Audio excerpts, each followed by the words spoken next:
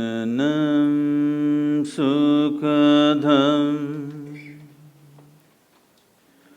Maranam Karunam Milanam Madhuram Smaranam Karunam Kalavashadiha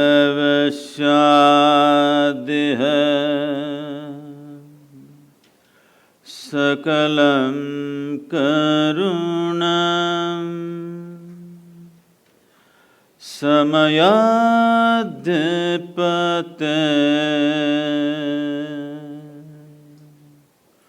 Akilam Karunam.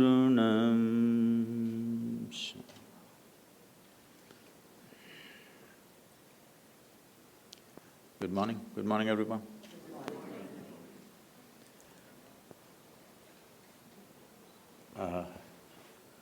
Today we're supposed to look at life sense. When we say life sense, I'm particularly speaking to all the iPhone lovers. You're on Samsung.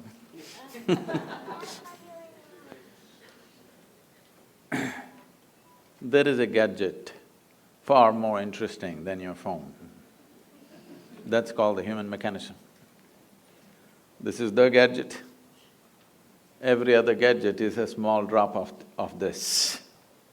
So, when we say human being, I think for a long time, people have been looking at this human being with too much emotion and too much confusion. But the yogic sciences have always looked at the human being as the ultimate mechanism on this planet. When we say a mechanism, we're talking about something that can work systematically, something that can do things, something that can consistently produce something wonderful. If it is not a mechanism, that means it's one chaotic nonsense. So, there are both type of human beings. Some are just one chaotic nonsense, some have become wonderful mechanism, not because somebody has come with a great mechanism and somebody has not. All of us fundamentally have come with the same thing. Maybe on the level of our physical form and maybe on intellectual levels, there may be some differences. But essentially, all of us carry the same human mechanism. But why is it that one seems to be in a phenomenal state and another seems to be a total mess? There are many ways to look at it. One simple thing is, we can look at it this way: every human experience that human beings have. Here, the little children, you have to do something to make them unhappy right now. You have to do something to make them unhappy. But there are a whole lot of adults, you have to do something to make them happy. They've reversed the equation completely. At the age of 5, if you were this joyful, by the time you're 30, you should have been ecstatic, isn't it? If things happen in the right order. But for some reason, it's gotten reversed to most people. As I said, every human experience has a chemical basis to it. We can call it peace, we can call it joy, we can call it love, we can call it blissfulness, we can call it ecstasy, we can call it agony, anxiety, misery, stress, tension, whatever we want to call it. Every human experience has a chemical basis to it. Or in other words, what you call as myself right now is a chemical soup. The question is only, is it a great soup or a lousy soup? If I give all of you the same soup-making ingredients, do you believe that all of you will come up with the same kind of soup? No. 500 varieties of soups will happen, that's all that's happened. All of us have come here fundamentally with the same ingredients, just see in how many ways we have become. The reason is, We have been given such a complex mechanism, and do you agree with me, all the gadget lovers? I'm asking you. This is the most sophisticated machine on the planet. Do you agree with me? So I'm asking you, someone gave you such a complex and sophisticated machine, have you read the user's manual? No. So without the user's manual, if you operate something, how would you do it? By accident, something will happen. Once in a way it works. Once in a way something is working. And to make this human being happy in pursuit of human well-being, we've ripped the planet apart, all right? I want you to understand there is no ecological disaster on the planet. Ecological disaster is just a consequence of human beings not knowing how to be joyful by their own nature, because we are seeking it everywhere else except here. But all human experience happens from within. What happens here, if you try to cause it from outside, then you have to burn the planet definitely, and that's what we're doing. So ecological disasters have not happened because of something else, only in pursuit of human well-being, isn't it so? Hello? Yes. So, in pursuit of human well-being, last 150 years, we've done too many things using the power of science and the prowess of technology. We've done too many things, so many things that if you happen to be here 200 years ago and you're here again today, you wouldn't recognize the place for anything. Everything has been changed. Because of this change, much comfort and convenience has come. When it comes to comfort and convenience, we are definitely the most comfortable generation ever. Do you agree with me? I'm asking even those who are standing.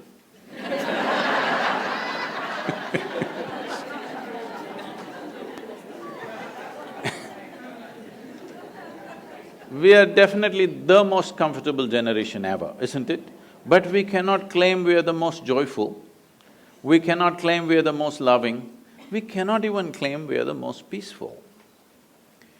To be peaceful and happy, today I'm sure many people are propagating this, and even the so-called spiritual leaders are going about saying, peace is the ultimate goal of life. Such people will only rest in peace. Because, tell me, today, if you want to enjoy your lunch today, if you're not ecstatic, at least you must be peaceful, isn't it? Hello? If you're not in some state of ecstasy, at least you must be peaceful to enjoy the food that you eat, isn't it? So I'm asking you, to be peaceful, to be happy, is it the ultimate goal of your life or is it a fundamental requirement of your life? It is a most fundamental requirement. If you're not even peaceful, I don't know how many have died under your care.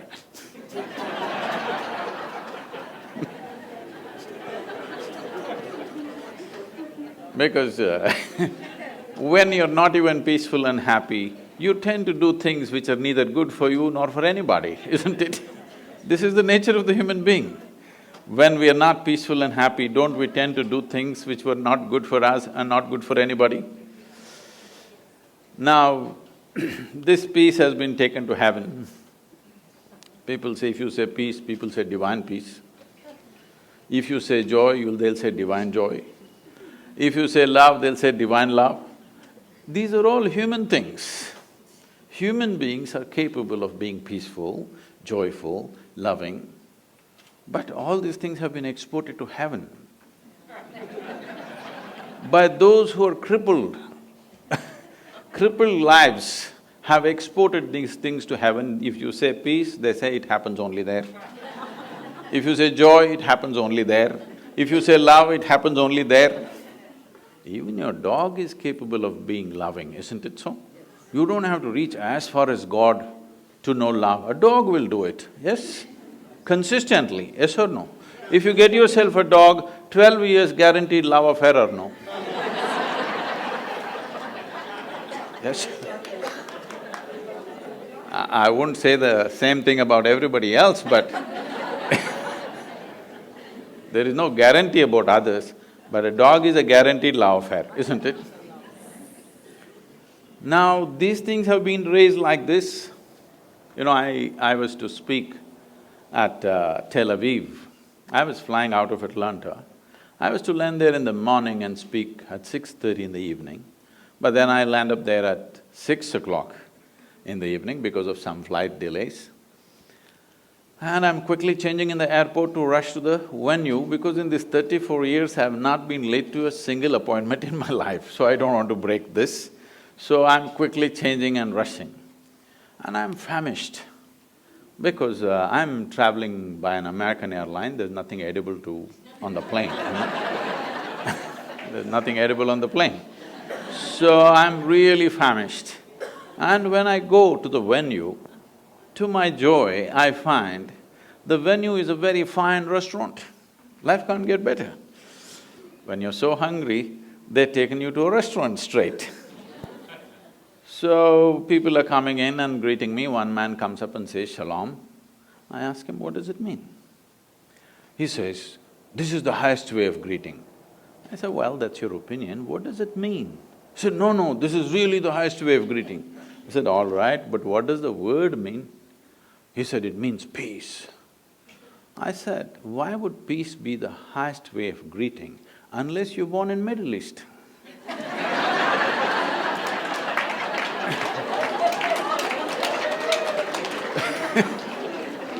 In South India, somebody comes up to me in the morning and says, "Peace." I'll say, "What's wrong with you?" So I'm saying anything that you are deprived of will slowly rise to heaven. Everything that human beings are talking about, everything that human beings have attributed to their gods, everything that human beings have exported to heaven, these are all human qualities. Yes? Those who made themselves incapable, they're talking it'll happen somewhere else. But today human intellect is sparking like never before. Never before this many human beings could think for themselves. Yes? Never before in the history of humanity. Because otherwise, a priest, a pandit, a scripture, something else thought for you. Now human beings are beginning to think for themselves. Whether they're thinking straight or not is another issue, but at least they're thinking something. It's a good beginning, something they're thinking. Once they start thinking, the problem with thought is, it has to be logically correct, otherwise it doesn't go by. Even the most idiotic argument if you witness, people are talking the way they're talking because they believe it's logically correct. Yes or no? Nobody thinks he's logically wrong and continues to argue, he won't do that. He somehow finds a way to make it logically correct. So, once this happens, that human intellect begins to fire like this, even if God comes and stands here and speaks, unless he makes sense, people will reject him. Yes or no? Maybe you don't have the courage to say yes, your children, they are going to reject it. Unless it makes sense to them, they're going to reject it. Yes or no? So once they reject it, it may so happen, heavens will crumble. Heavens will fall down. You know what is in heaven?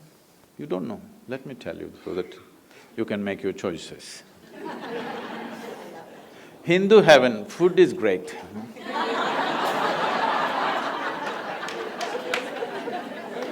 Because Nala himself cooks for you there. Nala himself cooks, he is the best chef in the universe. So food is very good. If you're a foodie, you must go to Hindu heaven. In another heaven, in the clouds, white-gowned ladies are floating. If you like that kind of ambience, you can go there. In another heaven, you'll have virgin problems. If you want to encounter that, you can go there. Only problem is, what is the qualification for you to get there? This happened in a Sunday school in Alabama. Anybody from Alabama? Yes. Oh. I would have chosen another state if you had told me you're here.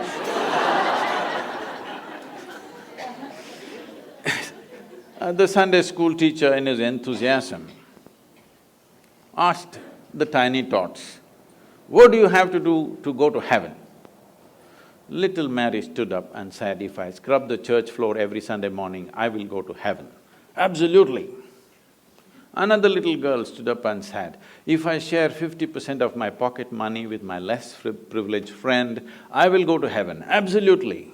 Another boy said, "If those who are in need of help, if I reach out and help them, I will go to heaven." Correct.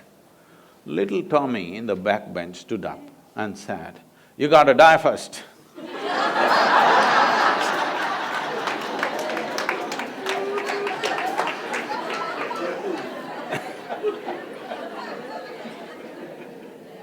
So you got to die first, that is the basic qualification, all right? So when you die, depending on your culture, we'll either bury you or burn you or feed you to the birds. One of the things we will do to you, yes? It is the or in other words, anyway, your body, we put it back into this earth because this body is something that you borrowed from this planet, isn't it so? You're on loan. If you were planning to take it to heaven, you're a willful defaulter, you know? Yes? It's good to pay this back, isn't it? What we have taken, we can use it well. When it's time, we must pay back the loan or no? Put it back into the earth. Whether you like it or not, they will. So once you left your body here, what will you do with good food and virgins and all this stuff? These are all problems that people have when they have a body, isn't it? Once you put the body here, what will you do with all these things? So I'm saying, once intellect fires big time, we have kept it down because if you ask questions, we would have you dead for a long time. Please understand. With this, we had kept it down, but we can't keep it down anymore. Now people will ask all kinds of things. When they ask 2, 3 questions, heavens will crumble. Heavens may crumble, but human longing to experience something more will not go. The human longing to experience something will always be there.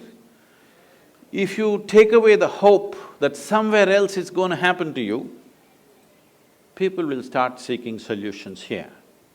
When they start seeking solutions here, if you don't show them a way, if you don't show them a way which is logically correct and scientifically ascertainable way, where you can take charge of your inner experience and cause the kind of experience that you want to be in, if you don't teach them the ways, if you don't give them the technologies for inner well-being, then I would say in another 60 to 80 years' time, 90% of the humanity will seek chemical solutions.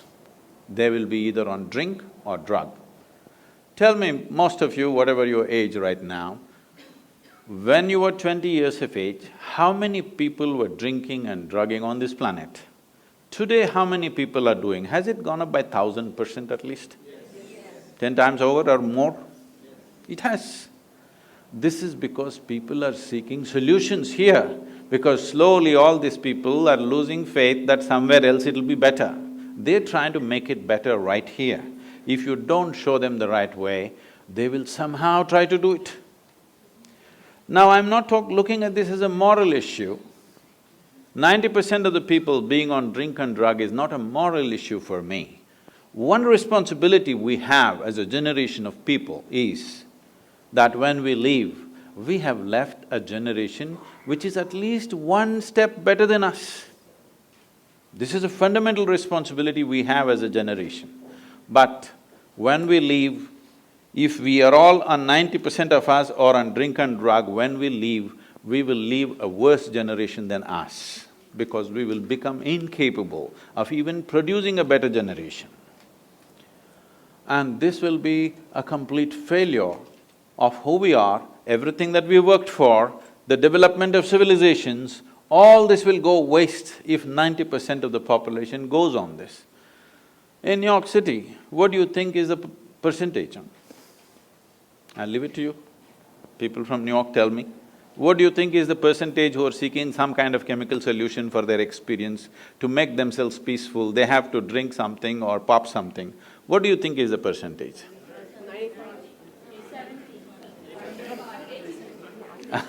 I wouldn't be that cruel. There are lots of yoga freaks.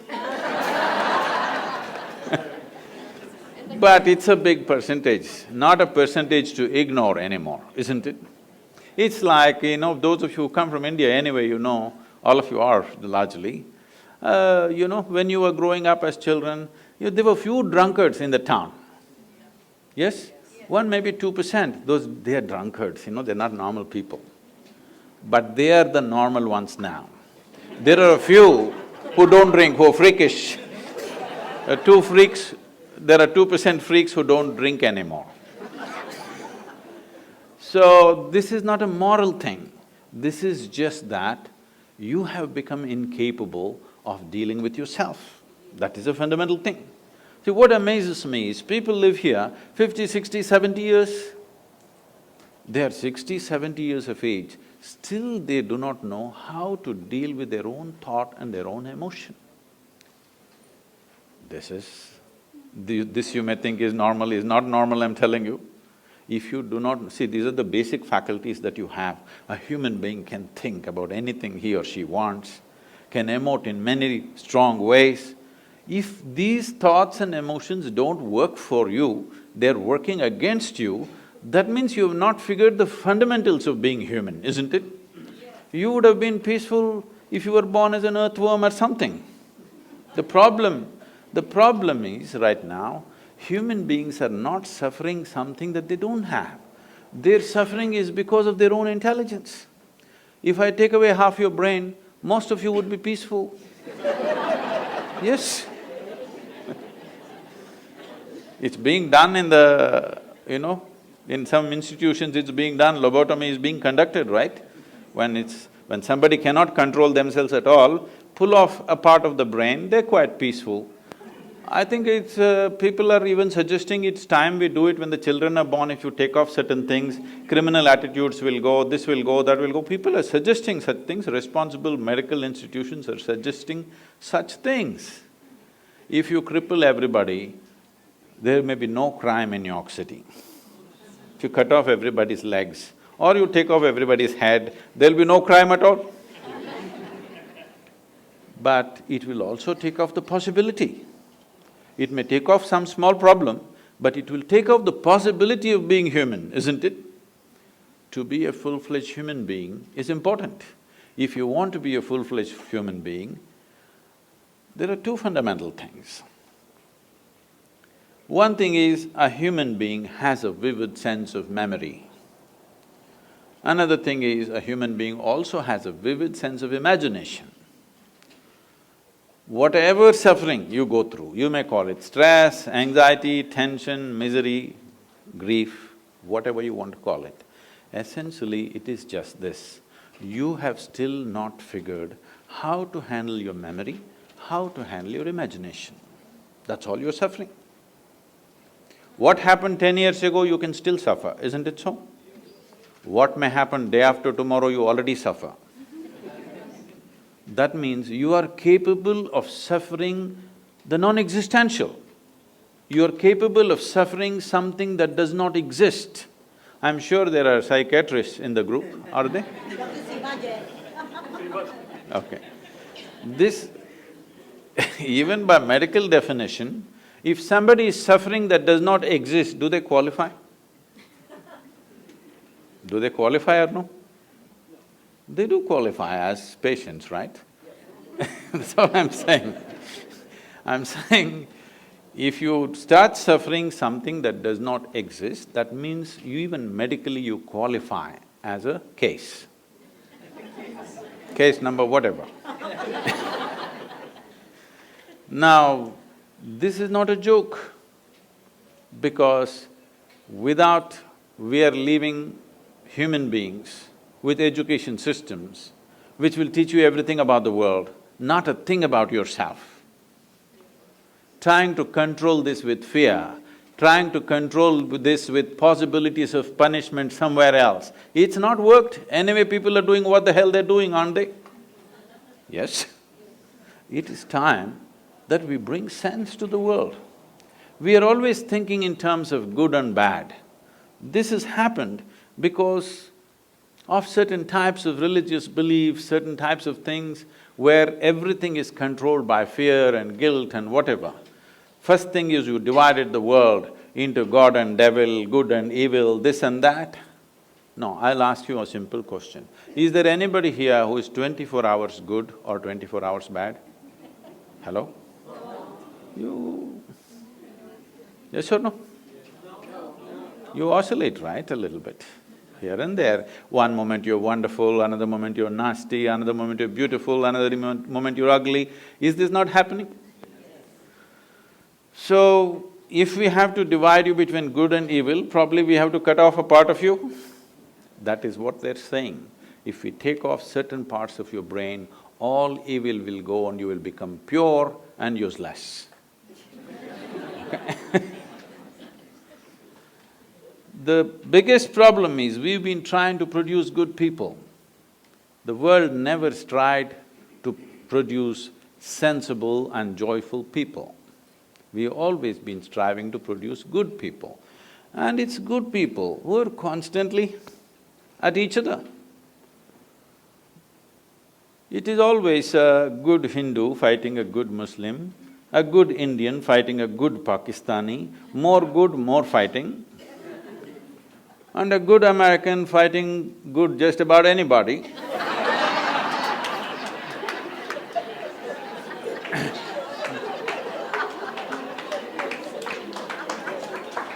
Because the more good you think you are, more confrontational you have become. Please see this. The more good you think you are, you naturally become more confrontational with just about anybody around you. If you think you're very good, how this has come to you in your mind is, you look at these people, she's not okay, she's not okay, she's not okay, he's not okay, he's not okay. Compared to all these people, I'm good, I'm very good means nobody is good. Nobody is okay. Nobody is okay is not a question of goodness, it's a question of madness. The madness has settled in. This has to go means human consciousness has to rise. You have to look at this tremendous possibility that we have come with. And is it true? Can you see me at least? Hello, everybody? Yes. Even if you're not listening, can you see me?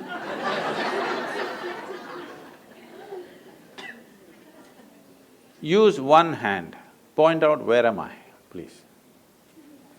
Try. No, you know I'm a mystic from South India, you got it all wrong. Now this light is falling upon me, reflecting, going through your lenses, inverted image in the retina, you know the whole story. So where do you see me right now? Within yourself. Where do you hear me right now? Within yourself. Where have you seen the whole world? Within yourself. Have you ever experienced anything outside of yourself? Have you? Right now, someone sitting next to you, they touch your hand, you think you're experiencing their hand. No. You're only experiencing the sensations in your hand, isn't it? Even without the help of the other person, you can, with little imagination, cause the sensations you want, isn't it? So your entire experience of life, light and darkness is happening within you. Agony and ecstasy happens within you, joy and misery happens within you, peace and turmoil happens within you. If every human experience is generated from within, at least what happens within you must happen your way, isn't it? World will not happen your way, and I'm glad it's not happening your way, because if the entire world happened your way, where do I go? I'm glad it's not happening your way. Little bit my way, little bit your way, little bit somebody else's way, it's all right. But the important thing is, this one is not happening your way. This is a big problem, isn't it? If this one person, yourself, if this one person happened your way, would you keep this person blissful or miserable. You must make a choice, I'm going to bless you right now. What is your choice? For yourself, what is your choice? Highest level of pleasantness, isn't it? What you want for your neighbor may be debatable. But what you want for yourself is very, very clear, isn't it so? But why such a simple thing is not happening? Simply because, you know Charles Darwin? Some 150 years ago, 2012 was 200th birth anniversary of Darwin. Some 150 years ago, he propounded a theory and he said, what was a deer could have become a giraffe, so many million years. What was a pig could have become an elephant, so many more million years. What was a monkey became a human, but it happened rather quickly. Yes, so quickly that anthropologists think there is a missing link. They're still looking out, I'm saying. Did anybody meet? Did you meet a missing link, I'm asking? No. Now, they're saying the DNA difference between you and a chimpanzee is only 1.23%.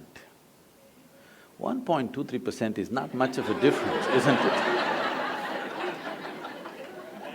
Not much of a percentage. Not a percentage to boast about, isn't it? The thing is just this, physiologically, you're only 1.23% away from a chimpanzee. But in terms of your intellect and awareness, we're worlds apart from a chimpanzee. So this is the problem. You have an intelligence for which you don't have a stable enough base.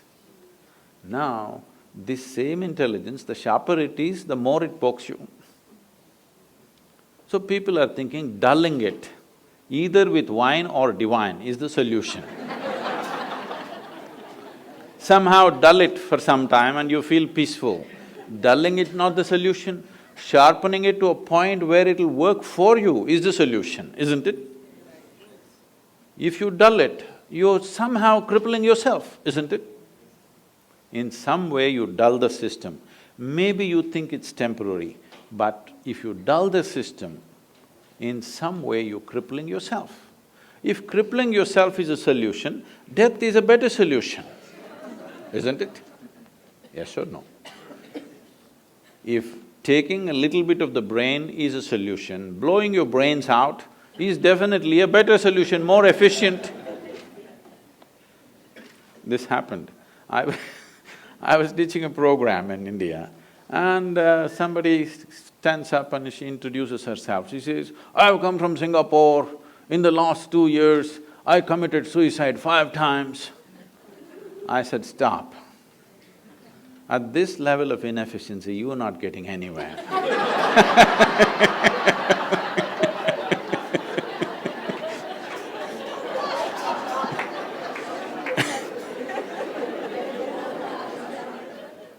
If you in some way think by dulling the system you will be better off, which the world is practicing large scale. Now you're saying in New York City it's 90%, I don't think so. But it's getting there, rapidly getting there in that direction. Drink will lose its draw after some time. More efficient things will come. Slowly, all things will get legalized when they can't control it anymore, please know this. Everything will get legalized, the moment they can't control it, they'll feel it's better to tax it and run the nation rather than investing too much on policing these things. So when these things happen, it is a question of crippling the human being in some way. Yes, it gives pleasure. If you take off the brain, maybe you can just float around in total, utter peace.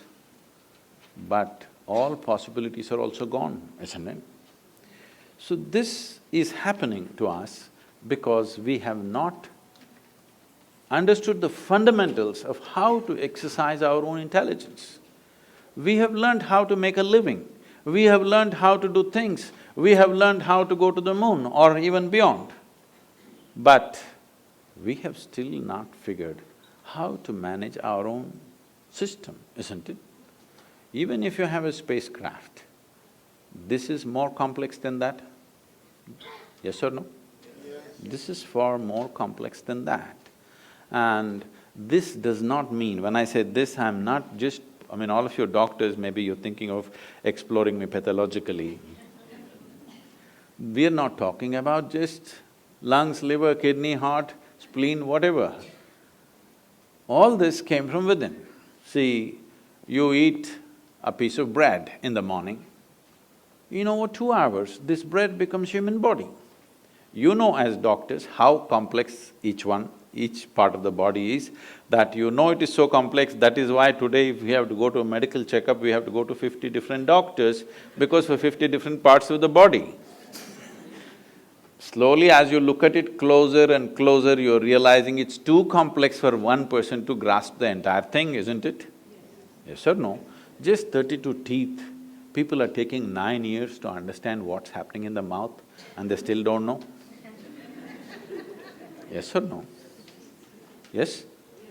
Just to teeth, only 32, 9 years of study, and still we don't know all of it. We know pretty well, but not all of it, isn't it? So you are realizing it's so complex, but this complex mechanism, with what are you manufacturing? You eat a piece of bread, you eat a banana, you eat an apple, you eat whatever you want. Within few hours, it becomes this. So there is an intelligence here. There is an intelligence here which can make a banana into a human being, yes or no? Yes. Suppose I took a banana in my hand and transformed this into a human being, who do you think I am? Who is this, huh?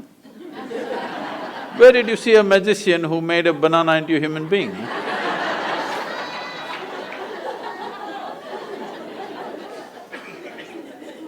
What is this? Only Creator could do this, isn't it?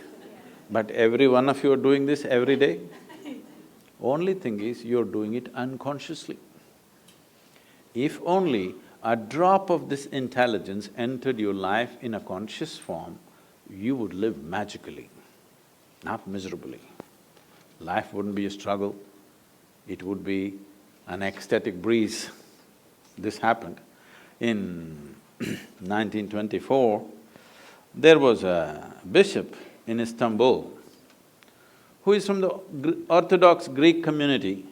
You know, the Orthodox Greek community have their own pope in Istanbul. They believe they're the only real Christians, the rest are no good. So they have their own pope and they have their own stuff going. Being on the Silk Route, exotic stories from India keep wafting across the Bosphorus too often. So he heard so many magical stories. And he always wanted to go to India, but being a man of cloth, he couldn't decide where he goes. So when he was over 60 years of age, when he semi-retired, he got the opportunity to come to southern India. So his longing was to meet a yogi, he wants to meet a mystic, a genuine one, not the tourists who came to Istanbul and claimed. He wants to meet a real one. So somebody told him, you go up this mountain, and they gave him some landmarks. There in front of a cave, there will be a yogi sitting. That's the man you're looking for. So he found his way up, he was not built for mountains. So he huffed and puffed and went up. Mountain is one place where you can't deceive yourself of your age. So went there, then he saw this yogi was sitting here, eyes closed, blissed out. So he went and they had told him, if you see an Indian yogi, you must prostrate. So he went down, he was not built for that either. With great difficulty, he went down and huffing and puffing, you sat up again. Hearing all this commotion, the yogi opened his eyes and smiled. Immediately the bishop asked, can I ask you a question?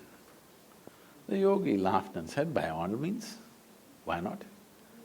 So the bishop asked, what is life? This is after 60, you know. You should have asked this question when you were 8. If you missed it out at least by 16, what? What is life? You must ask now, isn't it? But what to do? Better late than never. So he asked, what is life? When he asked this question, the yogi went into raptures. And then he said, life is like the fragrance of jasmine upon the gentle spring breeze. The bishop said, fragrance of jasmine upon gentle spring breeze? No, our teacher told us, life is like a thorn.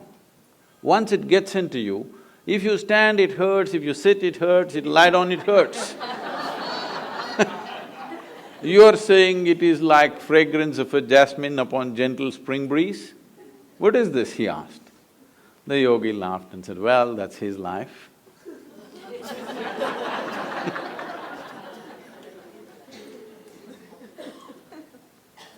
The experience of your life is entirely generated from within, is that so? What is being generated from within must be happening your way. Must happen your way, isn't it? But right now, just about anybody can make you happy, make you unhappy, make you miserable, make you frustrated, make you angry, make you so many things. This means you're in a very deep state of slavery. Somebody decides what should happen within you, not even around you. What should happen within you, somebody decides. This is a terrible state to be in, isn't it? Because we have not taken charge of this fundamental thing. Something so tremendous has been given to us, but we are busy. We read one piece here, one piece there, we read one tidbit from this scripture, another tidbit from that scripture, and self-help book, this book, that book, all tidbits. But it's not working here and there in small way. On a certain day, a bull, you know a bull? A bull was grazing. Chomp, chomp, chomp, chomp, chomp. Slowly, green grass led him deep into the jungle. He went deep inside. There was a lion who was past his prime and he was having difficulty hunting in the jungle because the animals are fast and he is getting slow. Then he saw, after many weeks of grazing, this bull had become nice and fat. He saw this nice fat bull, his mouth watered. He stalked him, found the right moment, pounced upon him, killed him and ate him up. Stomach became full. With great satisfaction, he roared. There were a few hunters passing by. They heard this roar, they tracked the lion down and shot him dead. The moral of the story is, when you're so full of bull, you should not open your mouth.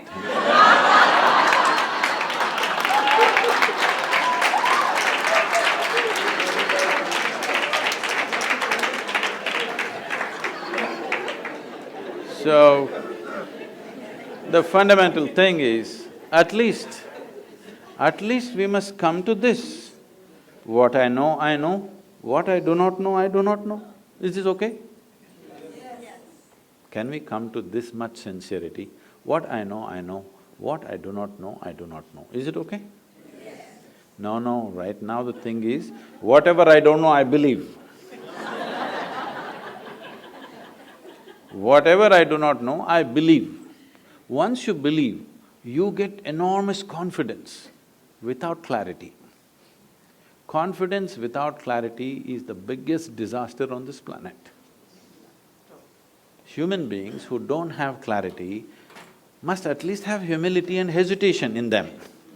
No clarity, but they have confidence.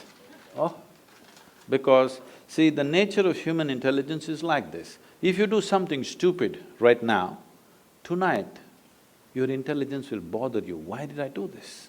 This is the nature of human intelligence. But if your stupidity is scripture endorsed or God endorsed, then you can do the same idiotic things with utter confidence. You don't have to turn back and look. It doesn't matter what is the result of your actions, how horrendous it is, but you can go on doing it because God has endorsed your stupidity. Can we come to this much, at least all of you doctors, you must come to this, what I know, I know, what I do not know, I do not know. Is it okay? Yes. Because I do not know is a tremendous possibility. When you see truly, when you genuinely see I do not know, the longing to know and seeking to know and the possibility of knowing becomes real in your life. Otherwise, everything I do not know, I believe. You can believe anything. If we work hard enough on you, we can make you believe just about anything, yes or no? Yes. From your childhood, if we work on you, we can make you believe anything. Right from your childhood, if I go on telling you, my little finger is God, if I raise this little finger, divine emotions will genuinely overflow within you, yes or no? Yes. If you feel this is too bare, I can dress it up. We can do some things. This happened, I was speaking to a group of people in Nashville, in Tennessee. Tennessee people? Hey, okay. And I was just telling them a joke. In the joke, I referred to God as Him. Immediately these few ladies stood up and said, "Do you believe God is a man?" I said, "Whoa, whoa, whoa." I was only telling you a joke. They said, "It doesn't matter, you said Him, do you believe God is a man?" Now this is a big issue in some of the southern churches in America, is God a man or woman? They're trying to settle in this election, of course, but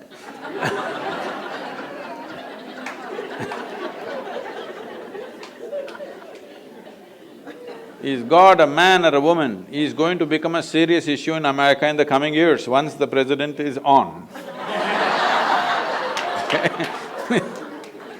But in India, we have no such problems. We have a man god, we have a woman god, we have an elephant god, we have a cow god, we have a snake god, we have a crawling one, we have a creeping one, we have a flying one, every kind. Because we are a very wise culture, we foresaw all the future problems that may occur. Who knows who will claim tomorrow what? I was just 2 weeks ago, I was in Uganda. You know, in Uganda, there was this… Some of you come from there? Oh, yeah. I was in Uganda 2 weeks ago. And Idi Amin declared, "God is black." I agree with him. Because if a white man can have a white god, why can't a black man have a black god? What's the problem? But these people don't know, because they've never seen God, you know. They saw only the messengers, sons and stuff. In India, we know God is brown. Yes, because God Himself landed in India 9 times. You know this? 9 avatars, 9 times God Himself landed in India, Himself. Not His son, not His messenger, Himself. Indians Indians are always very proud of this. God came Himself to India. To other places He sent messengers, sons. So, wait. So I keep reminding them, that is because God wouldn't trust anybody with Indians.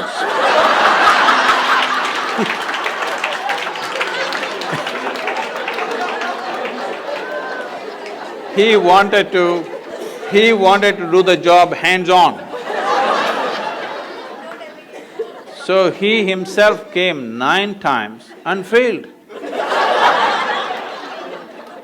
9 or 10 times debatable, but failure is not debatable, isn't it? So, we can believe what we want our beliefs may have something to do with our cultural milieu, we can wear our culture. Culture is the color of our life. We can wear our culture, we can be proud of it, we can enjoy it, but culture is not a tool for seeking truth. Culture is not an efficient tool because what you do today, whatever nonsense you do today, is tomorrow's culture. Yes or no? Whatever nonsense they did yesterday is today's culture. Culture is never a conscious process. To some extent, maybe. Rest is all hodgepodge of all kinds of things that many people did, isn't it so? Or do you believe that all of you consciously creating tomorrow's culture? Are you? Not at all. Whatever nonsense you do, your children will pick it up and they'll do it little differently, isn't it? So, culture is not a conscious tool, culture doesn't have sharp edges, it is just like that, simply evolving like an amoeba in various forms, everybody in this room full of people, each person will have their own understanding of what is Indian culture right now. Yes or no? And you're free to have that, because it is you who making the culture, you're the producers of culture. This is not an instrument of truth. But if you do not know the truth about your own nature, how can you conduct this well? Only by accident. When you conduct something so sophisticated by accident, anxiety is natural, isn't it? Everybody is a client, you can put that up in your practice. Psychiatrist, everybody is a client. I was just joking, we started many crematoriums because the conditions were very bad in southern India. Isha started many crematoriums. People asked Sadhguru, what should be the byline? So we called it Kayantasthanam, that means where the body ends. Byline, I said, put it, everybody is a customer. Don't do any market development, just wait. Everybody will come one day. You don't have to do any marketing. Anyway, they will come, isn't it? So, madness is also going to become like this, that almost everybody is a client. If you get angry, you say, I'm mad at you, isn't it? You're admitting it. But without doctor's help, you're able to come back to reasonable states. But you're flying off. One day when you cross the line, if you cannot come back, then you're clinically ill. Yes?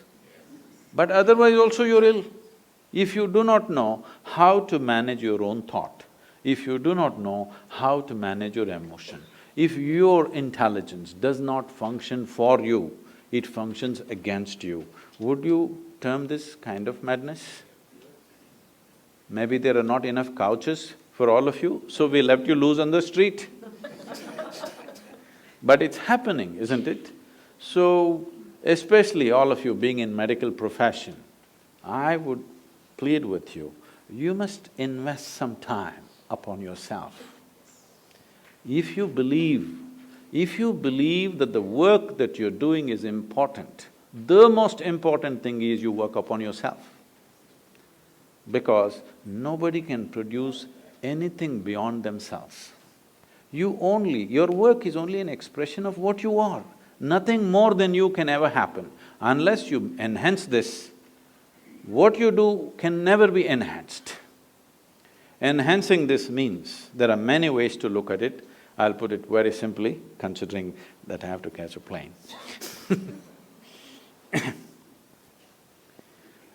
See, when we say intelligence, today, because of English language and the so-called modern education, the kind of education that most of us have gone through is just education which was designed to produce obedient people, not intelligent people.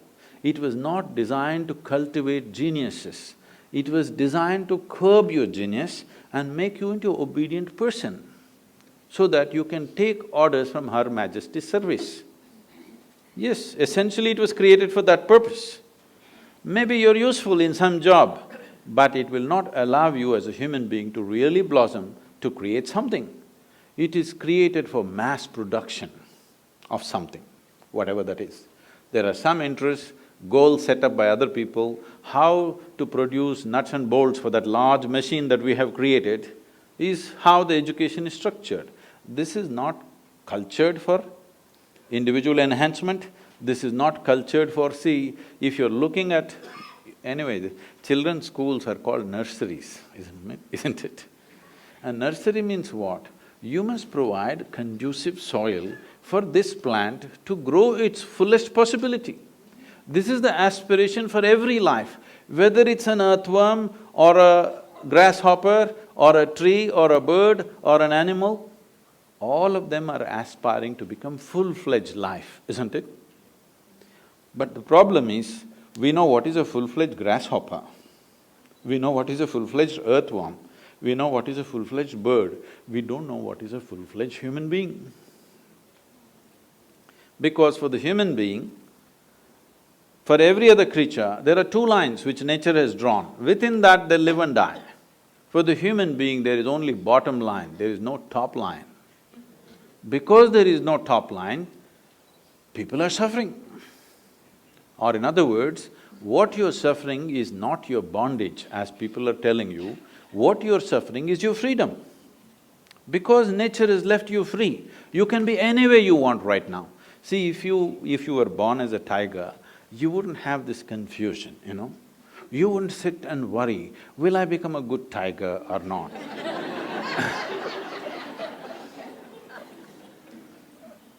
If you eat enough food, you will become a good tiger. There is no confusion, will I end up as a pussycat, will I become a great tiger? There's no such problems for a tiger. There is no such problem for any other creature because for all of them, two lines are fixed. You eat well, you will become that. But you eat well, this will not become that. This one has come without a top line, so it is left to you to determine what this should become. When such a freedom life has offered to us, this is the greatest possibility. Upon this planet at least, of the life that we have seen, this is the greatest possibility, isn't it? Instead of exploring it, we're trying to fix it all the time. This is that. We are trying to fix a top line. But tell me, whatever you are right now, would you like to be something more? You must tell me right now, otherwise I'll bless you.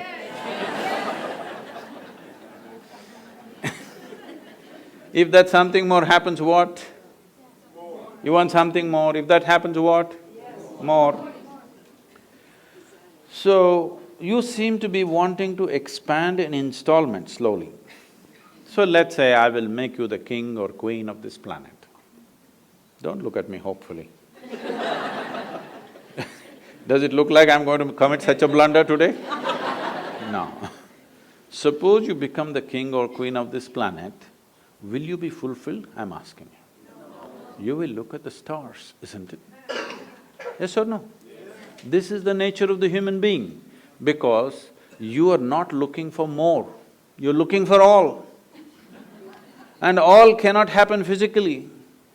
If you're looking for all, this means you're looking for a boundless goal, an infinite goal. You're looking at infinity and going in installments. This is a terrible crippling process.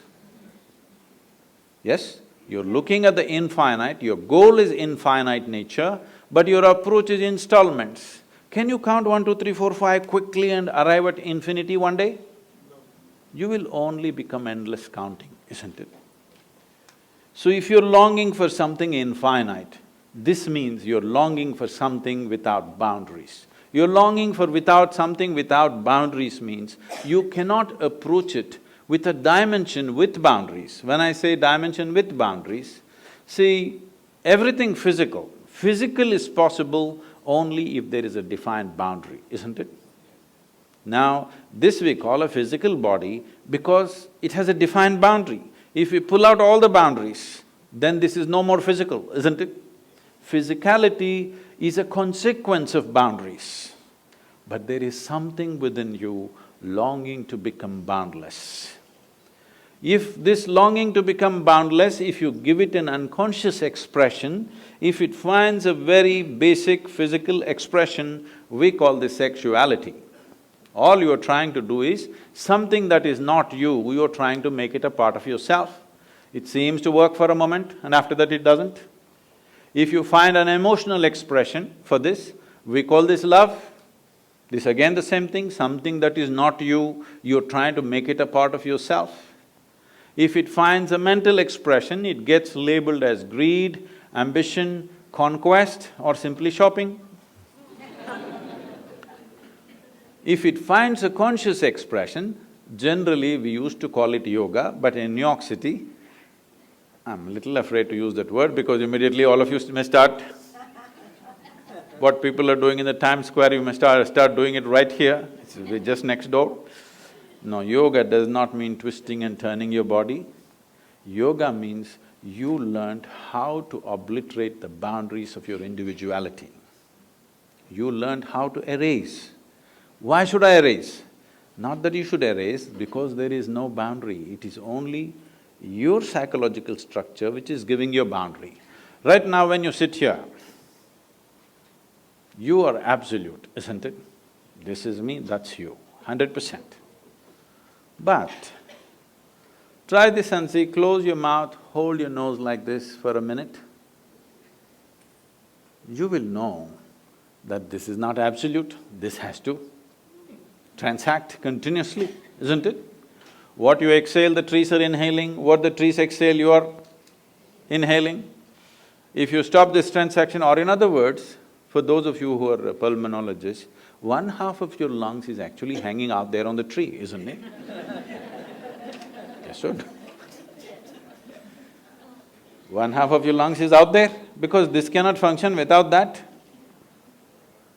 Now, this is not just on the respiratory level, every subatomic particle in this body is in constant transaction with everything in this cosmos, otherwise this cannot exist for a moment. See, here we are, sitting on a round planet and the damn thing is spinning on top of it. And in the middle of nowhere, you don't know where it begins, where it ends. Here we are sitting and doing all this talking. Obviously, a million forces that you don't even understand are keeping you in place, isn't it? Yes or no? If you don't know, you go up a mountain or dive into the water, you will understand what I am saying. If you go up a mountain, your brains will fill up with water. If you go down, your blood and brain will become full of air. All that's happened is little change in pressure. So the whole lot of forces, even managing and keeping you in place and in one piece, isn't it? If all the pressure is taken out, we may become bits and pieces. Too much pressure, we may become something else. Not just pressure, on a million different ways. This is right now being supported by too many things. You're on life support, I'm saying constantly, otherwise this cannot last by itself. So, anyway, there is no boundary for this life to exist. The life within knows this. Even the body knows this. Only your mind doesn't know this. Your mind thinks you're an absolute creature by yourself. So when you consciously erase this boundary in your mind, this means you can sit here and experience everything as yourself. If everything in the universe you begin to experience as myself, then we say you're in yoga or we say you're a yogi. This means a union has happened, you have successfully erased. What is the use of this? This means there are different dimensions of intelligence within us. Unfortunately, our education systems are using only one aspect of it, which is called the intellect. In yoga, we identify 16 dimensions to human mind. These 16 dimensions are seen as 4 parts. We will look at these 4 parts. This is called as buddhi, ahankara, manas and chitta. Buddhi means intellect. Intellect must be sharp, otherwise it won't work. But it is the sharpness of the intellect which is cutting you up every day. Not because intellect is a bad thing, if you don't have a steady hand, a sharp knife is a problem, isn't it? Why we don't give a knife to a child's hand is not because the knife is dangerous, because a child doesn't have a steady hand. In the last 24 hours, what do you think? Have knives saved more lives or taken more lives? Surgeons, please tell me. We are here, so. So she's saying because we are all here, they're all saved. It has saved many lives in a few irresponsible hands. It might have taken some lives, but knife is not dangerous. Sharper it is, the better it is. Hello? Yes. So intellect is not the problem. Sharper it is, the better it is. An unsteady platform, then it starts cutting you up. It either cuts other people or cuts you up. The next dimension of the intelligence is called ahankara. Ahankara does not mean ego as most people think. It is the identity. Because the nature of the identity, the subtlety of the identity determines how your intellect functions. Right now I say, I am a man. The stronger I say it, the more my intellect will try to protect my masculine nature. If you say I am a woman, it'll start protecting that. If I say I'm an Indian, it'll start protecting that. If I say an American, it protects that. To what extent? Even to the extent, even if it costs my life, it's okay. But my Indianness or my Americanness or my manliness must be protected at any cost. This is what ahankara does to you, because the identity, how you take the identity. There is an entire system of education in India which is about training a child how he should groom his ahankara, his identification, how he should groom it in such a way that it is beneficial for him and beneficial for everybody around him. How to groom one's identification, there's a whole process. Unfortunately, we've given up everything, we get stuck to something or the other. So identity is the hand which holds the knife of the intellect. How steady it is, how subtle it is, will determine what the knife will do. Now, this is rooted in what is referred to as manas. Manas means it's a huge silo of memory. Memory, we recognize memory as 8 different dimensions of memory, starting from evolutionary memory, genetic memory, unconscious memory, conscious memory, and many other aspects of it. 8 different dimensions of memory. When I say all these different types of memory, I'm sure you don't remember how your great-great-great-great-grandfather or grandmother looked like, yes? You don't remember that. But their noses are sitting on your face right now. Yes or no? Your body remembers 100%. Yes or no? It even remembers the skin tone of your great-grandmother. You might not have seen her, you may not remember, but it remembers everything.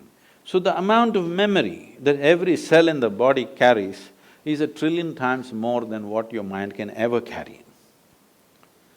We are thinking intellect is everything and thought processes become everything because this is a European mess-up that happened to the entire world. Somebody said, I think, so I am. No, because you are, you may think. Yes or no? Which is first I'm asking you, because you are, you may think. Because you become such a mental diarrhea that all the time thought is flowing, you think thought is even before you? Not because you think you are. Because you are, you may think. Like if I want, I move my hand where I want, I should be able to move my mind where I want. When I don't want, I must be able to hold it here, isn't it? Right now the problem is, it's become like this all the time. If this happened to your body, you would look ridiculous, isn't it? Even with the mind, it is the same thing. Your only comfort is others cannot see it. Yes? It's equally ridiculous. You're comfortable because you think the person next to you cannot see it, but if they pay enough attention, they can. They can, believe me. Now, the manas is a silo of memory. If you cut off the connection between the memory and the intellect, your intellect feels suddenly useless if it is not empowered by memory. See, people lose their memory, their intellect is still intact, but it's no use because there is no memory. So these are what three dimensions, and the fourth dimension is called as chitta. Chitta is a dimension of intelligence within you, unsullied by memory. There is no iota of memory in this. What memory means is, memory is the way you are setting up your boundaries. With memory, you recognize, this is my friend, oh, I don't know who this is. That is my relative, I don't know who that is. You're establishing the boundaries of your life with your memory. Everything that you remember sets a boundary for you, isn't it? You remember, this is my country, now it sets a boundary for you. You remember, this is my father, it sets a boundary for you. You remember, this is my husband, sets a boundary for you. This is my child, sets a boundary for you. There is a dimension of intelligence within you which is unsullied by memory. If you touch your chitta, in the yogic lore, in a very mischievous way, it is said, if you touch your chitta, God becomes your slave. Because the dimension of intelligence which is capable of making a banana into a human being, if it became a conscious process, you would definitely live magically, isn't it? Other people will think you're superhuman, but I am telling you, this is what it means to be human. To eat, sleep, reproduce and die, you don't have to come with such a complex mechanism. An earthworm, if peace is the highest goal, you must come as an earthworm, and it's very eco-friendly. All its aspirations are 100% ecologically sensitive, isn't it? Yes or no? If you have a question, please. Yes, please. Namaskaram, Sadhguru. I have a question about medicine and law. In my opinion, a lot of physicians make medical decisions with fear of the legal system and malpractice suits. This fear affects the physician-patient relationship and increases healthcare costs. For example, I know I've ordered some tests for patients based on this fear, and I've seen other physicians do the same. So can you please speak on physicians' legal responsibility in taking care of someone else's health? And what can physicians as individuals and as a social collective do to overcome this fear? In ancient India, it was always said, there are three things which should never be commercialized: education, health and spiritual process. The moment you commercialize these three things, they will take the society in a completely different direction. When I say completely in a different direction, people are telling me, I have no way to check the statistics, they're telling me the food industry on the planet is $7.6 trillion. The pharmaceutical industry is $7.2 trillion. By the end of 2017, they're saying the pharmaceutical industry will be well above the food industry. This doesn't look like we are creating health on the planet, right? We are eating more medicine than food. Doesn't mean that we're doing great, obviously. So somewhere we've gone little off the rails. And I'm sure, I know what I say is not going to be very popular here. All of you have taken up a certain oath, isn't it? So your commitment is to health. Your commitment is not to legal systems. Your commitment is to health and life of the person who sits in front of you at that moment, or usually they lie in front of you probably. Your commitment is to that life and the well-being of that life. If legal systems are such right now, people are exploiting it in many different ways for their own advantages. Let it be so, one or two will suffer, I know. But suppose all of you practice medicine as it should be for the well-being of the patient, I'm sure most of the time that's your concern. But sometimes legal systems, other things take over. If you ignore those things and do it, suppose half of you have liability cases against you, then they have to change the law. Right now, only 1 or 2% are under the liability, so they won't change the law. I'm saying you must become a majority, then the law will change, obviously. But medical systems, healthcare, your education and the capability to meddle with somebody's life, all this was given to you with a trust that you will always keep the well-being of that person above everything else. Let's keep it that way, please.